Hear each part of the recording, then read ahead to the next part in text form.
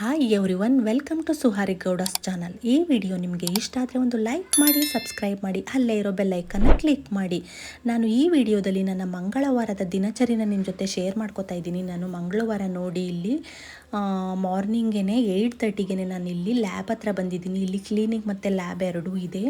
ಇದು ಹೊಸದಾಗಿ ಓಪನ್ ಆಗಿರೋಂಥದ್ದು ನಮ್ಮ KR ನಗರದಲ್ಲಿ. ಲಾಸ್ಟ್ ವೀಕು ದರ್ಶನ್ ಅವರು ಬಂದು ಇನಾಗ್ರೇಷನ್ ಮಾಡಿ ಹೋಗಿದ್ದಾರೆ. ಇಲ್ಲಿ KR ನಗರದಲ್ಲಿರೋದ್ರಲ್ಲಿ ತುಂಬಾ ಸ್ಪೇಷಿಯಸ್ ಆಗಿ ದೊಡ್ಡದಾಗಿದೆ. ಇದು ತುಂಬಾ ಚೆನ್ನಾಗಿದೆ, ತುಂಬ ದೊಡ್ಡದು ಮತ್ತು ತುಂಬಾ ಹೈಜಿನಿಕ್ ಆಗೂ ಇದೆ. ನೋಡಿ ಇಲ್ಲಿ ನಂದು ಸ್ವಲ್ಪ ಜನರಲ್ ಚೆಕಪ್ ಇತ್ತು, ಬ್ಲಡ್ ಚೆಕಪ್ ಮಾಡಿಸ್ಬೇಕಿತ್ತು. ನನಗೆ ಸ್ವಲ್ಪ ಬ್ಲಡ್ ಕಡಿಮೆ ಇದೆ ಅಂತ ಹೇಳಿದರು ಡಾಕ್ಟ್ರು, ಅದಕ್ಕೆ ಬಂದಿದ್ದೆ. ನಂದು ಬ್ಲಡ್ ನಾನು ಆಗಿದೆ ಟೆಸ್ಟಿಗೆ. ಮತ್ತು ಅವ್ರು ಹಾಗೇ ಬಂದಿದ್ದಿರಲ್ಲ, ನಿಮ್ಮದು ಮಾಡ್ತೀನಿ ಕೊಡಿ ಸರ್, ಇಲ್ಲಿ ಬ್ಲಡ್ ತಗೊಳ್ಳೋಣ, ಕೊಲೆಸ್ಟ್ರಾಲ್ ಎಲ್ಲ ಚೆಕ್ ಮಾಡೋಣ ಅಂತ ನನ್ನ ಹಸ್ಬೆಂಡ್ನು ತೊಗೊಂಡಿದ್ದಾರೆ. ಇವರು ನನ್ನ ಹಸ್ಬೆಂಡ್ ಅವರ ಫ್ರೆಂಡೇನೆ, ತುಂಬಾ ಚೆನ್ನಾಗಿ ಮಾಡ್ತಾರೆ. ಒಂದು ಸ್ವಲ್ಪನೂ ನನಗೆ ನೋವೇ ಆಗಲಿಲ್ಲ. ಬ್ಲಡ್ ನಾನು ತುಂಬ ಕಡೆ ಕೊಟ್ಟಿದ್ದೀನಿ, ಒಂದು ಸ್ವಲ್ಪ ನೋವಾಗುತ್ತೆ, ಬಟ್ ಇವರು ಎಷ್ಟು ಚೆನ್ನಾಗಿ ಬ್ಲಡ್ನ ತೊಗೊಂಡ್ರು ಅಂದರೆ ತುಂಬ ಚೆನ್ನಾಗಿತ್ತು. ಖಾಲಿ ಹೊಟ್ಟೆನಲ್ಲಿ ಕೊಟ್ಟು ಬಂದಿದ್ದೀವಿ. ಮತ್ತೆ ಟಿಫನ್ ಮಾಡಿ ಮತ್ತೆ 1.5 ಅವರ್ ಬಿಟ್ಟು ಬನ್ನಿ ಅಂತ ಹೇಳಿದ್ದಾರೆ. ನಾವು ಅಲ್ಲಿ ಮುಗಿಸಿ ನನ್ನ ಹಸ್ಬೆಂಡು ನಾನು ಇಬ್ಬರೂ ಬ್ಲಡ್ನ ಕೊಟ್ಟು ಚೆಕಪ್ಗೆ ನಾವು ಮನೆ ಕಡೆ ಬಂದಿದ್ದೀವಿ. ಜನರಲ್ ಚೆಕಪ್ ಅಷ್ಟೇ, ಕಾಮನಾಗಿ ಮಾಡಿಸ್ತಿರ್ತೀವಲ್ಲ ಆ ಥರ ಅಂತ ಏನು ದೊಡ್ಡ ಪ್ರಾಬ್ಲಮ್ಸ್ ಅಂತ ಏನಿಲ್ಲ. ಮತ್ತು ನಾವು ಅಲ್ಲಿಂದ ಬಂದು ಮನೆಯಲ್ಲಿ ಕೆಲಸ ಎಲ್ಲ ಮುಗಿಸಿ ಟಿಫನ್ ತಿಂದು 1.5 ಅವರ್ ಆದಮೇಲೆ ಮತ್ತೆ ನಾವು ಈಗ 12:30ಗೆ ಮತ್ತೆ ಲ್ಯಾಬ್ ಕಡೆಗೆ ಹೊರಡ್ತಾ ಇದ್ದೀವಿ. ನನ್ನ ಮಗನ್ನ ಕರ್ಕೊಂಡು ಹೋಗ್ತಾ ಇದ್ದೀನಿ ಇವಾಗ ನಾನು. ಒಟ್ಟಿಗೆ ಬ್ಲಡ್ ಕೊಟ್ಟು ಅಲ್ಲೇ ಸ್ವಲ್ಪ ಎಳ್ನೀರೆಲ್ಲ ಕುಡ್ಕೊಂಡು ಬರೋಣ ಅಂದ್ಬಿಟ್ಟು ನನ್ನ ಮಗನೂ ಜೊತೆಯಲ್ಲೇ ಕರ್ಕೊಂಡು ಹೋಗ್ತಾ ಇದ್ದೀನಿ. ಇಲ್ಲಿ ಹಾಗೇ ರೋಡಲ್ಲಿ ವಿಡಿಯೋ ಮಾಡ್ಕೊಂಡು ಹೋಗ್ತಾ ಇದ್ದೆ. ನೋಡಿ ಫ್ರೆಂಡ್ಸ್, ಇದು ಹಿಂದಿನ ದಿನ ಹಾಕಿರೋದಂತೆ. ಅವರು ರಾಜಸ್ಥಾನದಿಂದ ಬಂದಿದ್ದಾರೆ. ಇಲ್ಲಿ ತುಂಬಾ ವೆರೈಟೀಸ್ ಆಫ್ ಪಾಟ್ ಕಲೆಕ್ಷನ್ಸು ಮತ್ತು ಲಕ್ಷ್ಮೀ ಸರಸ್ವತಿ ಬುದ್ಧ ಸ್ಟ್ಯಾಚುಗಳು ಮತ್ತು ಈ ರಾಧಾಕೃಷ್ಣಂದೆಲ್ಲ ಸ್ಟ್ಯಾಚು ಥರ ಇರುತ್ತಲ್ಲ ಫ್ರೆಂಡ್ಸ್, ಅದನ್ನೆಲ್ಲ ಮಾರೋಕ್ಕೆ ಅಂತ ಇಟ್ಕೊಂಡಿದ್ರು. ಆ ಹುಡುಗ ರಾಜಸ್ಥಾನದಿಂದ ಬಂದಿರೋದಂತೆ. ನಾನು ಹಾಗೇ ಹೋಗ್ತಿದ್ನಲ್ಲ, ನನ್ನ ಕಣ್ಣಿಗೆ ಬೀಳ್ತು, ನಾನು ನೋಡೇ ಇರಲಿಲ್ಲ. ಹಾಗೆ ವಿಡಿಯೋ ಮಾಡ್ಕೊಂಡು ಲ್ಯಾಬ್ ಕಡೆ ಹೊರಟ್ವಿ ನಾವು. ಮತ್ತೆ ಲ್ಯಾಬಲ್ಲಿ ಹೋಗಿ ಮತ್ತೆ ಇನ್ನೊಂದು ಸಲ ಬ್ಲಡ್ ಎಲ್ಲ ಕೊಟ್ಟು ಅಲ್ಲೆಲ್ಲ ಮುಗಿಸ್ಕೊಂಡು ಮತ್ತೆ ಹಿಂಗೆ ಹೋಗ್ಬೇಕಾದ್ರೇ ಮತ್ತೆ ಅಲ್ಲಿಗೆ ಬಂದಿದ್ದೀವಿ. ನೋಡಿ ಎಷ್ಟು ಚೆನ್ನಾಗಿ ಫಿನಿಶಿಂಗ್ ಇದೆ ಗೊತ್ತಾ ಫ್ರೆಂಡ್ಸ್. ನಾನು ಈ ಕೃಷ್ಣ ಮತ್ತು ರಾಧೆ ಅದ್ರದ್ದು ಸ್ಟ್ಯಾಚುಗಳನ್ನ ತೊಗೋಬೇಕು ಅಂತ 2-3 ವರ್ಷದಿಂದ ನೋಡ್ತಾ ಇದ್ದೀನಿ. ಮೈಸೂರು ಕಡೆ ಹೋದಾಗೆಲ್ಲ ನೋಡ್ತೀನಿ, ಬಟ್ ಫಿನಿಶಿಂಗ್ ಇಷ್ಟನೇ ಆಗಲ್ಲ.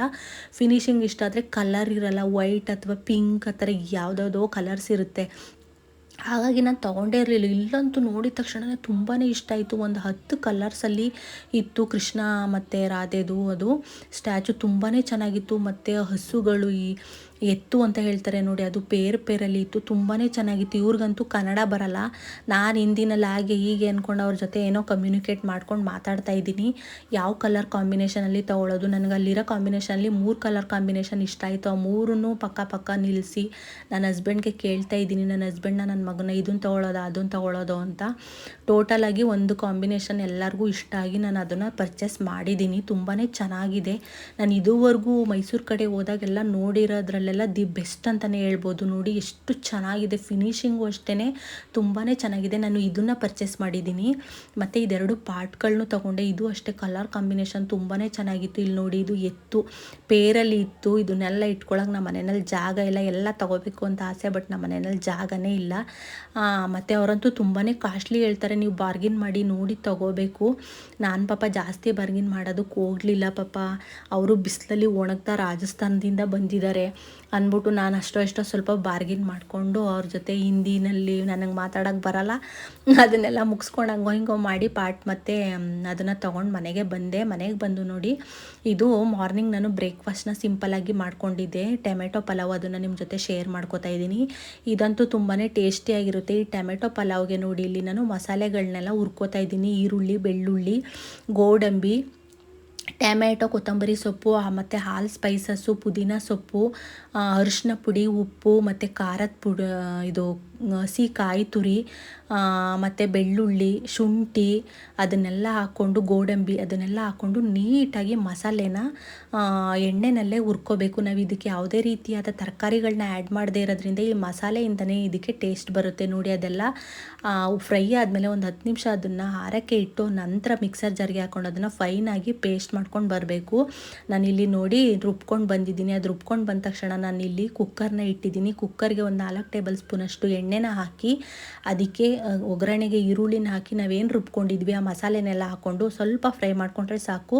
ಆಲ್ರೆಡಿ ಅದು ಮಸಾಲೆ ಎಲ್ಲ ನಾವು ಹುರಿದಿರೋದ್ರಿಂದ ಇವಾಗ ನೋಡಿ ನಾನು ಮನೆಯಲ್ಲೇ ಬೆಳೆದಿರೋ ಅಂಥ ಕರಿಬೇವಿನ ಸೊಪ್ಪು, ಹಸಿ ಕರಿಬೇವಿನ ಸೊಪ್ಪನ್ನ ನಾನು ಹಾಕೋತಾ ಇದ್ದೀನಿ. ಅದೆಲ್ಲ ಹಾಕ್ಕೊಂಡು ಕನ್ಸಿಸ್ಟೆನ್ಸಿ ನೋಡಿಕೊಂಡು ನೀವು ರೈಸ್ ಎಷ್ಟು ತೊಗೊಂಡಿದ್ದೀರ ಅದಕ್ಕೆ ಡಬಲ್ ಆಗಿ ನಾನಿಲ್ಲಿ ಬಿಸಿ ನೀರನ್ನ ಆ್ಯಡ್ ಮಾಡ್ಕೊಂಡಿದ್ದೀನಿ. ಅದೆಲ್ಲ ಆದ ತಕ್ಷಣ ಸ್ವಲ್ಪ ಗರಂ ಮಸಾಲೆನ ಹಾಕ್ಕೊಂಡೆ ನಾನು.